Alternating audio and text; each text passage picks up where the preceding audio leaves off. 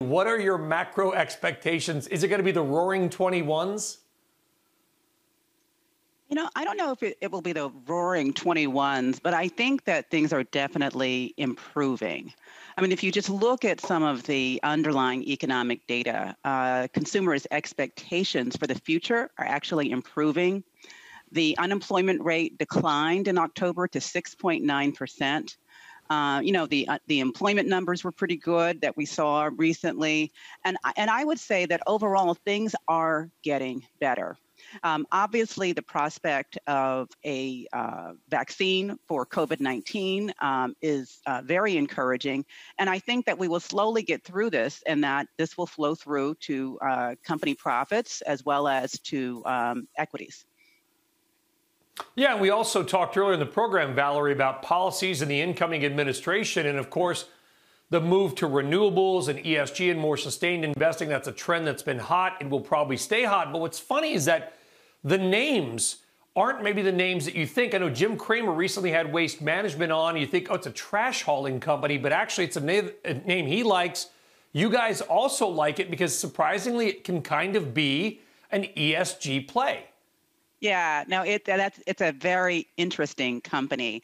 And these are exactly the kinds of stocks that we like to uncover. So Waste Management, you're right. They haul away your garbage. So you're thinking, what's so, environmentally friendly about that? The reality is that once they actually collect the garbage and take it to the landfills, they've developed technology to capture the gases that come out of the landfill and actually reuse that, turn it into natural gas, which fuels their truck fleets.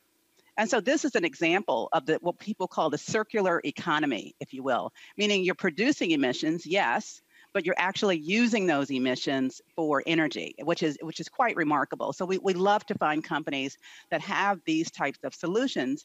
And these solutions, quite frankly, don't depend on any change in policy, because they're already being implemented.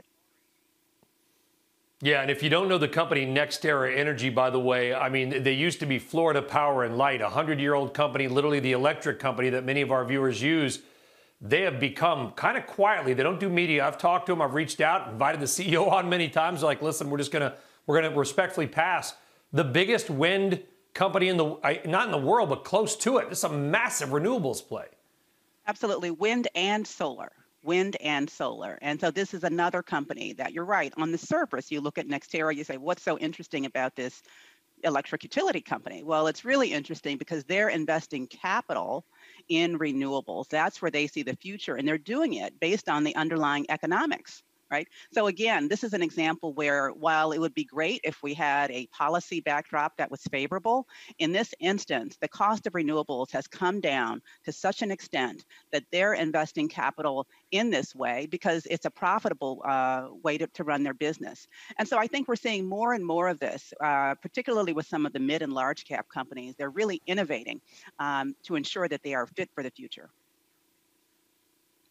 Yeah, and these are some of the, and you look at the other, I guess, names that you brought to us this morning, Valerie, a name like a Walmart, and again, not an ESG play, but is this more of the government's going to pick the winners in any kind of a lockdown play or just a long-term great play? No, so I put Walmart on the list along with several other large consumer companies because I'm looking at labor management practices.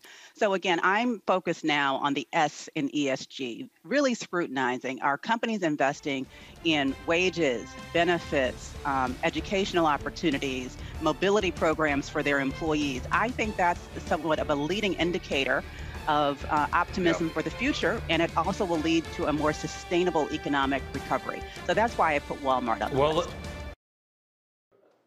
Shepard Smith here. Thanks for watching CNBC on YouTube.